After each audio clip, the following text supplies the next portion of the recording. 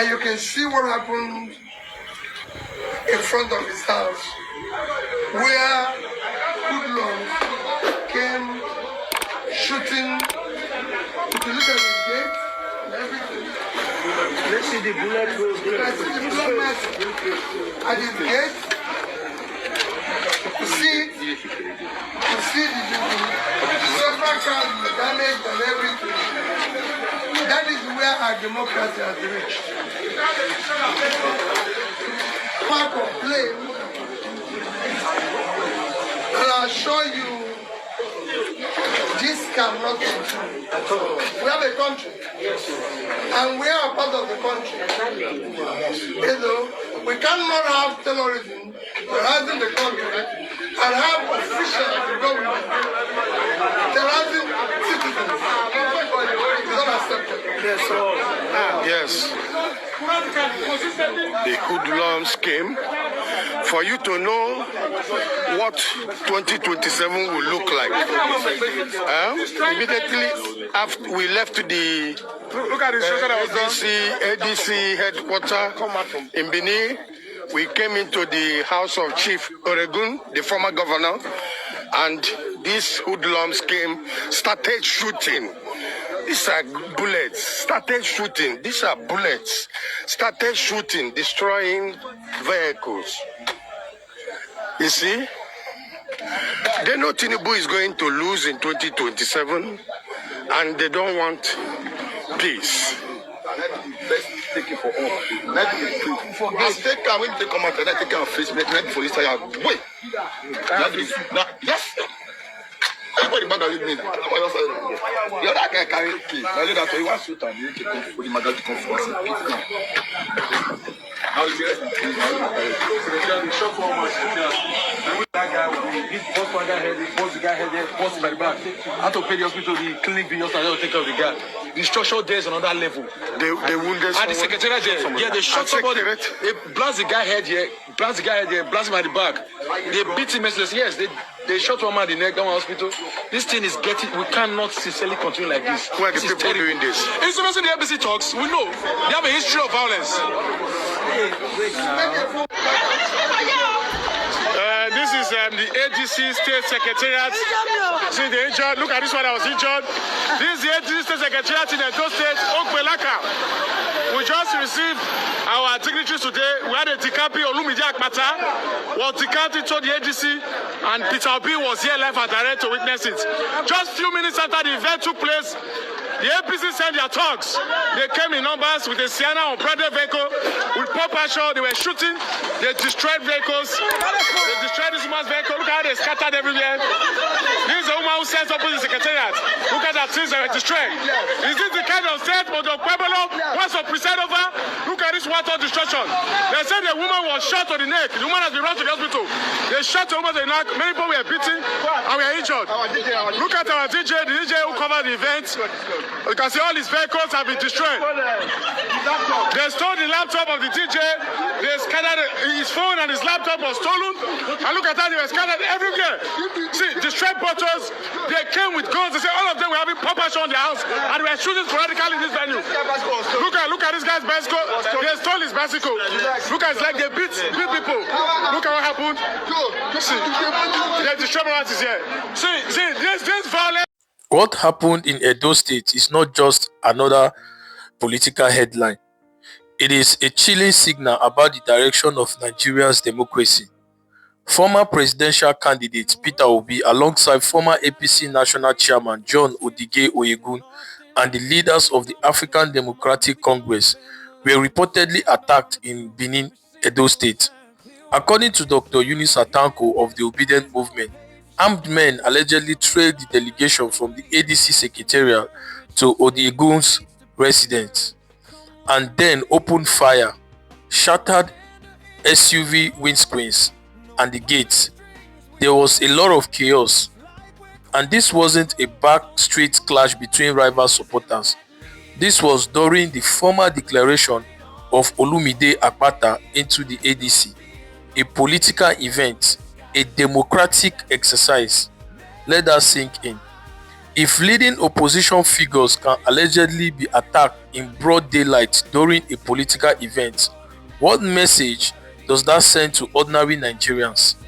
This development comes barely 24 hours after tensions flared in Abuja, where the ADC candidate in the AMAC chairmanship election rejected the outcome declared by the Independent National Electoral Commission. The 2027 chessboard is already being arranged, and then suddenly, gunshot. Is this coincidence or intimidation?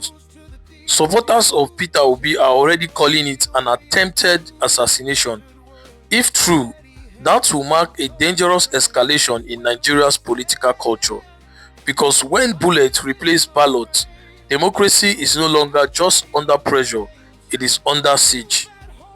Edo State has historically been politically volatile, but this incident raises bigger national questions. Are opposition figures safe? Is political violence making a comeback? Is Nigeria sliding towards a democracy defined by fear? There has been political tension in Edo State in the past following remarks attributed to Governor Monday Okpebholo, who has warned Peter Obi in the past about visiting Edo State. Reports indicate that the governor previously stated that certain high-profile political figures like Peter Obi should obtain proper security clearance before visiting the state. Supporters of the governor argue that such comments were rooted in security concerns and the need to maintain public order, especially during politically sensitive periods. However, Obedience and supporters of Peter Obi interpret the statement differently, and many Nigerians see it as a politically charged and potentially intimidating, arguing that Nigeria's constitution guarantees freedom of movement and political participation across all states. To them, framing a visit as something that requires special warning raises concerns about democratic openness.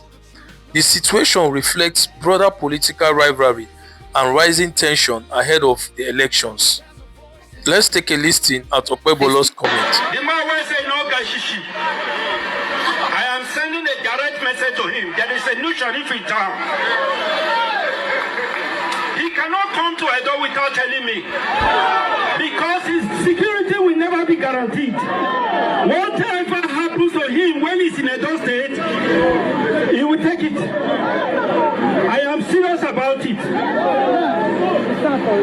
He came the other day and donated 15 million. Somebody will say, no, guys, she should get 15 million to donate to people. By the time he left, there was crisis. Three people died in Benin. So for that reason, tell Obi he should not come to Edo without telling me.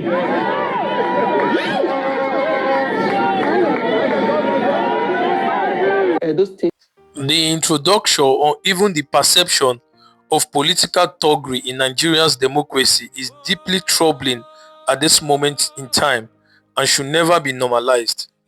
Nigeria's democratic system is built on constitutional rights, including freedom of movement, freedom of association, and political participation. Every Nigerian citizen, including public figures like Peter Obi, has the civic rights to visit any part of the country, engage with supporters, and participate in lawful political activities without fear of intimidation or violence. Political thuggery undermines democracy in several ways. It replaces debate with intimidation. It discourages voters' participation. It fuels fear and political apathy. It damages Nigeria's democratic image locally and internationally.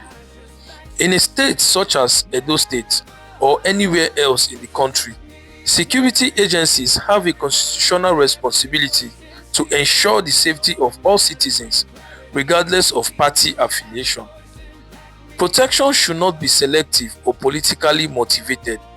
If political actors feel threatened or unsafe, it becomes the duty of the government and the security institutions to provide adequate protection and prevent violence. Democracy thrives on competition, not coercion. Political rivalry must be expressed through ideas, policies, and elections, not intimidation or force. If Nigeria is to deepen its democracy ahead of future elections, there must be zero tolerance for political violence and clear impartial enforcement of the law against anyone sponsoring or engaging in thuggery. A democracy where opposition figures cannot move freely is a democracy at risk.